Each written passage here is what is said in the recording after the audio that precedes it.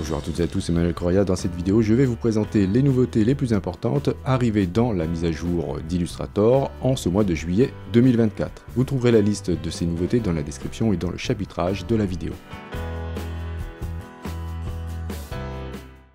Alors, la première chose que je souhaite vous montrer, c'est la nouvelle commande qui nous permet de faire du remplissage génératif dans Illustrator. Je vais prendre l'outil crayon, choisir une couleur noire pour le contour, et je vais dessiner quelque chose d'extrêmement simple. Allez, on va commencer par un chat. Ensuite, je vais sélectionner l'ensemble de mes contours, et j'ai maintenant à ma disposition, depuis la barre des tâches contextuelles, la commande remplissage génératif de la forme. Alors attention, c'est en bêta pour l'instant. Vous trouvez aussi cette commande dans le menu Objet, elle est ici. Je recommence, je sélectionne mes traits et je clique sur remplissage génératif de la forme. Je vais pouvoir saisir un prompt. Ici j'écris en anglais, mais on peut très bien écrire en français. Hein. Donc j'écris a cute cat, mais ça, vous pourriez très bien écrire un chat mignon si vous le souhaitez. On a des petites options ici qu'on verra tout à l'heure. Je clique sur générer. Donc évidemment il faut être connecté sur internet puisque tout se fait en ligne. J'obtiens plusieurs propositions que je vais pouvoir faire défiler depuis le panneau propriété.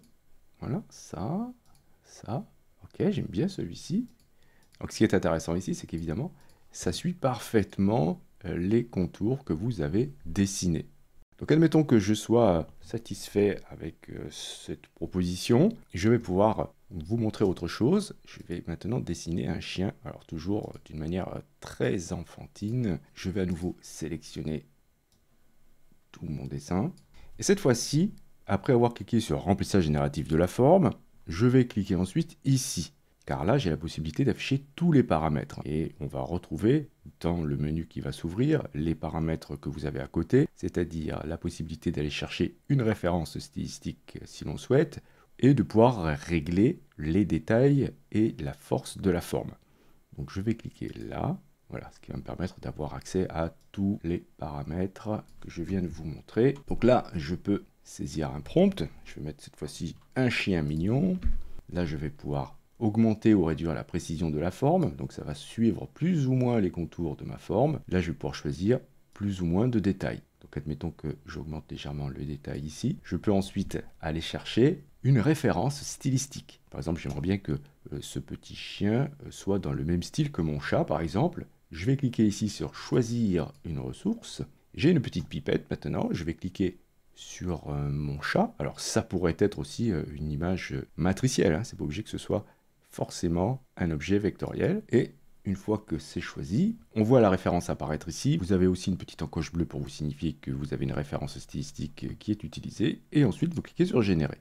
J'obtiens à nouveau 3 propositions. Et cette fois-ci, avec le style que je lui ai indiqué, c'est-à-dire ici le chat. Alors on a plus de détails, hein, car je l'ai demandé lors de la génération. Alors ce qui est intéressant là, c'est qu'évidemment c'est des vecteurs. Si vous regardez la structure du document, les tracés sont très propres. Alors je vais vous montrer d'autres options intéressantes. Si je fais ces contours et que je retourne avec remplissage génératif de la forme bêta, je vais cliquer à nouveau sur afficher tous les paramètres. Je vais saisir comme prompt un coucher de soleil sur une île. Je ne vais pas choisir de référence stylistique. Je vais par contre mettre précision de la forme en large. Voilà, je voudrais que ce soit très précis. Au niveau des détails, je voudrais que ce soit très détaillé. Au niveau des effets, donc je vais cliquer sur effets. J'ai à ma disposition quelques effets, donc je peux choisir d'avoir un flat design, quelque chose de géométrique, du gribouillage, pixel art, low polygone, 3D, etc., minimaliste, et j'en passe. Je vais choisir plutôt design plat, et en dessous, je vais pouvoir choisir mes couleurs et mes tons. Donc vous avez la possibilité de choisir dans les paramètres ici les tons. Ça peut être noir et blanc, couleur désaturée, ton chaud, ton froid, couleur vive, couleur pastel. Et le nombre de couleurs. Vous pouvez choisir automatique ou un nombre parmi la liste proposée. Vous pouvez aussi choisir des couleurs. Alors pour choisir des couleurs, c'est très simple. Je vais vous montrer, je vais toutes les enlever. Pour enlever les couleurs, c'est très simple, vous cliquez sur la couleur. Ensuite, vous cliquez sur 100, qui est celle-ci. Et évidemment, pour en ajouter, il suffit de cliquer sur le petit plus, ce qui va vous permettre d'aller choisir parmi les couleurs présentes dans votre nuancier. Ou bien, si vous cliquez là, eh bien, vous allez pouvoir créer vos propres couleurs, comme habituellement on le ferait dans Illustrator. Bien, là je vais choisir plutôt des couleurs automatiques, et je vais supprimer cette couleur-là, voilà, pour pas que ça perturbe la génération. Et je vais cliquer sur générer. Et je peux obtenir ce genre de résultat. Voilà, donc comme j'ai demandé à ce que ce soit très détaillé, eh bien ça m'a vraiment proposé des choses qui sont assez éloignées, contrairement à tout à l'heure, hein, vous voyez, de ce que j'ai dessiné. Mais c'est plutôt assez intéressant. Donc voilà ce que j'ai dessiné et voilà ce qu'on me propose. Alors je vais juste vous montrer que j'aurais pu faire cela, retourner ici et demander à ce qu'il y ait un petit peu moins de détails. Je vais me mettre en réduit pour précision de la forme et cliquer à nouveau sur générer. Et là, on est beaucoup plus proche de ce que j'ai dessiné.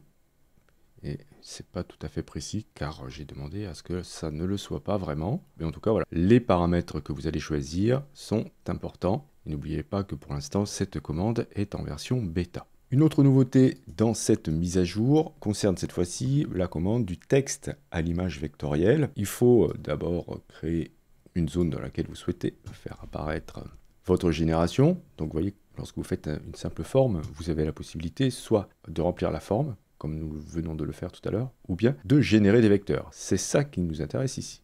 Donc je vais cliquer là, et maintenant j'ai la possibilité là aussi, pourquoi pas, d'utiliser un prompt, et j'ai accès évidemment aux mêmes options que précédemment, si j'affiche tous les paramètres. Et je vais pouvoir décider par contre du type de contenu, ce qu'on n'avait pas tout à l'heure, c'est-à-dire soit on fait une scène, soit on fait un sujet, soit on crée une icône. Par exemple là je vais demander à générer ça, un coucher de soleil sur une île déserte, je vais enlever tous les effets, voilà, vous voyez, vous pouvez en choisir plusieurs. Je vais laisser ton chaud. Maintenant que j'ai choisi mes paramètres, je vais cliquer sur générer. Donc voilà le résultat obtenu. Donc vous voyez c'est différent de tout à l'heure, hein, puisque là ça crée des scènes qui ne vont pas s'appuyer sur vos contours, mais qui vont se limiter à l'espace que vous lui avez accordé. Donc ce qui est intéressant ici, c'est qu'une fois que vous avez fait par exemple une scène, vous pouvez très bien dessiner par-dessus une autre forme, demander à nouveau à générer des vecteurs. On va aller dans les options et je vais choisir un prompt. Alors je vais juste indiquer un homme se tient debout, il porte un chapeau et des lunettes de soleil. Je souhaiterais que ce soit juste un sujet sans fond. C'est pour ça que je choisis ici sujet. Je ne détaille pas le lieu dans le prompt. Je vais cliquer sur générer en gardant couleur et ton identiques à ma scène précédente. Alors j'obtiens des résultats. Certains ne me conviennent pas car, vous voyez, on a des détails dans le fond. Mais par contre le dernier est pas mal. Donc lui, je vais pouvoir le sélectionner, agrandir pour obtenir un résultat comme ça. Alors, ce qui est intéressant, c'est qu'encore une fois, les tracés sont vraiment de très bonne qualité. On peut aussi créer des icônes. Là, je vais faire un carré, je vais cliquer sur générer des vecteurs bêta, encore une fois. Je vais choisir comme type de contenu icône, par exemple une paire de lunettes de soleil. Je ne vais pas mettre trop de détails. Là aussi, je vais choisir des tons chauds. Et je peux aussi demander, pourquoi pas, à avoir une référence stylistique qui serait, eh bien, du même ordre que ce que j'ai déjà. Voilà, ça permettrait comme ça d'avoir une espèce de cohérence. Alors j'ai mon prompt qui est parti. Alors parfois j'ai des bugs pour sélectionner la référence. Vous voyez ici j'ai une impossibilité, donc c'est pas grave, je vais recommencer, je vais enregistrer mon document et le réouvrir. Voilà, cette fois-ci ça fonctionne bien et je vais cliquer sur générer. Donc n'oubliez pas, là aussi c'est en version bêta. Il se peut qu'il y ait des petits couacs comme celui auquel vous venez d'assister. Donc voilà une icône réalisée en prenant en compte la référence de mon illustration. Alors je peux en choisir plusieurs, voilà, j'aime bien celui-ci, très sympa. Donc voilà en ce qui concerne les nouveautés de cette commande du texte à l'image vectorielle. Alors on va poursuivre avec les nouveautés, cette fois-ci ça concerne les motifs. Donc on va pouvoir créer des motifs avec l'IA. Donc je vais à nouveau sélectionner créer une forme, ici un rectangle sans aucun contour ni fond. Je vais me rendre ensuite dans le menu objet, motif, et j'ai la commande ici, générer des motifs bêta. Là, je vais pouvoir indiquer ce que je souhaite. Coquillage, étoile de mer, poisson par exemple. Là, je vais pouvoir choisir les couleurs parmi les couleurs prédéfinies. Donc, comme tout à l'heure, hein, on peut choisir le ton ainsi que le nombre de couleurs. Ici, évidemment, si vous cliquez là, vous allez pouvoir ajouter les effets qu'on a déjà vus. Et là, on vous en propose un petit peu moins. Soit c'est géométrique, soit c'est dessin plat, soit c'est esquisse. Voilà, je ne vais rien mettre pour l'instant, je vais tout simplement cliquer sur générer. J'obtiens 3 propositions que je vais pouvoir faire défiler. Alors il y en a des sympas, j'aime bien celle-là avec les couleurs bleues. Et si vous allez maintenant dans le panneau nuancier que vous trouvez bien sûr dans le menu fenêtre, vous allez trouver vos 3 propositions dans un groupe de motifs générés. Donc c'est très bien parce que du coup, vous allez pouvoir supprimer ce que vous avez fait, dessiner n'importe quelle forme, voilà, et appliquer ensuite dans le fond ou dans le contour le motif que vous venez de créer. Vous pourrez modifier le motif, on peut le faire très facilement depuis le panneau nuancier, vous double-cliquez sur un motif, vous avez le panneau option de motif qui s'ouvre, et là, eh bien, vous pouvez faire des modifications. Cliquez sur terminer quand c'est terminé. Donc voilà pour cette nouveauté qui nous permet de générer des motifs vectoriels avec l'IA.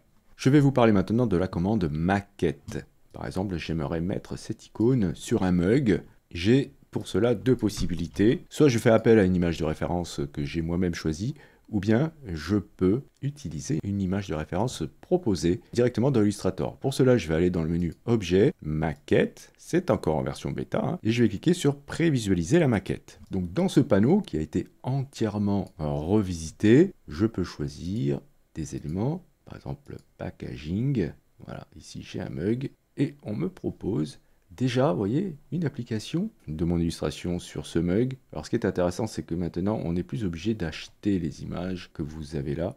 Alors je vais cliquer sur placer sur la zone de travail. Voilà, je me retrouve maintenant avec cette image qui arrive dans mon document. Et là, je vais pouvoir déplacer mon élément. Donc en termes de précision, vous voyez, ça a été amélioré. On a un meilleur suivi de la perspective, les déformations sont réalistes. En gros, ça fonctionne plutôt bien. Vous pouvez faire des modifications en termes de taille, de rotation, etc. Une fois que c'est fait, vous cliquez à côté, voilà. Et alors du coup, comment faire pour annuler ensuite? Eh bien, dans le panneau calque, vous voyez que vous avez maquette. Hein, si vous sélectionnez ce groupe, vous pouvez demander à annuler. Voilà. Donc, je vais supprimer mon image et je vais aller chercher une que j'ai choisie. Donc je vais faire fichier importer, je fais ensuite un cliquer glisser et je sélectionne les deux, c'est-à-dire je vais sélectionner l'image plus mon icône ou mon illustration que je souhaite placer dans mon image. Ensuite je fais édition. Alors l'image de référence doit absolument être matricielle, hein. Ça ne fonctionnera pas avec un objet vectoriel. Ensuite je vais dans le menu objet et je vais retourner dans maquette, créer une maquette. Et comme tout à l'heure, je vais pouvoir déplacer mon élément sur l'objet. Vous voyez que ça a même détouré les doigts. Donc c'est hyper sympa. Si je souhaite garder ce que je viens de faire comme modèle, eh bien dans le panneau maquette, je vais cliquer ici. Et ça va m'ajouter, voilà, cette image en tant que référence pour mes futurs mock-ups. Donc voilà en ce qui concerne cette amélioration de la commande maquette, qui est encore en version bêta, je vous le rappelle. Dans cette mise à jour, il y a aussi une amélioration de la commande retype. Cette commande nous permet de trouver des polices similaires ou de remplacer un texte qui n'est pas vectoriel. Pour cela, je vais importer un document. Donc là, il s'agit d'une image à base de pixels. Voilà, et admettons que je souhaite retrouver ces polices et même, pourquoi pas, refaire le texte. Eh bien, je vais sélectionner mon calque que je viens d'importer. Je vais ensuite dans le menu texte et j'ai ici retype. Attention, là aussi, c'est en bêta. Je peux demander à faire correspondre la police. Donc c'est ce que je vais faire dans un premier temps. Il y a une petite recherche qui va se faire et on me propose certaines polices. Par exemple, je vais dire que celle-ci, ok, elle me paraît être la bonne. En favori et éventuellement, cliquez ici pour l'activer. Voilà, la police est activée. Je vais pouvoir... Donc vous voyez, toutes les zones qui sont en pointillé sont les zones qui ont été trouvées. Si vous avez des difficultés à trouver la police, vous pouvez déplacer les limites de la zone dans laquelle la recherche s'effectue. Okay, et je vais vous montrer maintenant qu'on a la possibilité aussi de changer le texte. Pour cela, je vais cliquer ici sur quitter et je vais demander non pas à trouver une police similaire, mais à modifier le texte. Donc pourquoi pas celui-ci. Donc je vais indiquer ici que c'est bien avec cette police. J'ai une petite pastille bleue ici qui me dit qu'il va falloir que je télécharge un module complémentaire pour Retype qui va permettre d'activer le texte sur les images. Donc c'est ce que je vais faire. Je vais télécharger, attention, c'est un petit peu lourd, ça fait 400 mégas. Une fois le module téléchargé, je vais pouvoir l'appliquer. Donc je sélectionne bien la police et ensuite je clique sur appliquer. Je clique ensuite sur quitter et qu'est-ce qu'on constate ici? On va se rendre dans le panneau calque. Nous avons maintenant ici un calque texte qu'il va falloir que je replace évidemment dans l'arc ici. C'est un texte éditable et le texte en dessous a été supprimé. C'est pas encore parfait, vous voyez qu'ici mon soleil est un petit peu dénaturé. Mais voilà le principe en fait. Donc si je souhaite le faire en dessous plutôt. Je vais demander à modifier le texte. Je vais choisir celui-ci. Donc la police, hein, c'est sensiblement la même. Je peux choisir de n'afficher que les polices provenant de mon appareil, ou bien ajouter en plus celles qui proviennent d'Adobe Font. Donc je vais choisir celle-ci, je vais cliquer ensuite sur appliquer. Si la police n'est pas installée automatiquement, elle est appliquée. Et voilà, le texte a été ajouté. Je peux quitter maintenant l'application. J'ai un nouveau calque qui est là, cette fois-ci avec la bonne couleur. Et je pourrais du coup réécrire mon texte de cette manière-là. Donc voilà comment fonctionne cette commande qui, bon, vous voyez ici c'est un petit peu dommage qu'elle n'ait pas compris que le texte était déformé. Bon, on va pas trop lui en demander pour l'instant, c'est déjà pas mal qu'on nous trouve des polices similaires et qu'on corrige une image en effaçant le texte existant qui est matriciel et en le remplaçant par la police qui a été trouvée et par un texte éditable. Rapidement, l'autre modification, c'est une amélioration du défilement, de la vitesse de zoom et des performances en général. Donc ça c'est plutôt pas mal parce que franchement, même avec une grosse machine, il arrive parfois qu'Illustrator se mette à ralentir d'une manière très importante. Là, il semblerait que ce soit nettement amélioré. Donc voilà pour les nouveautés apparues cet été, en 2024, dans Illustrator. Je vous remercie d'avoir suivi cette vidéo. Si vous avez des questions, bien sûr, n'hésitez pas à le faire dans les commentaires. Si vous souhaitez soutenir cette chaîne, c'est hyper important de cliquer sur j'aime. Et si vous n'êtes pas abonné et que vous souhaitez le faire, vous pouvez bien sûr cliquer sur abonnez-vous. N'oubliez pas la petite clochette pour être averti des prochains cours ou des prochains tutos. Justement, on se dit à la prochaine pour un autre cours ou pour un autre tuto.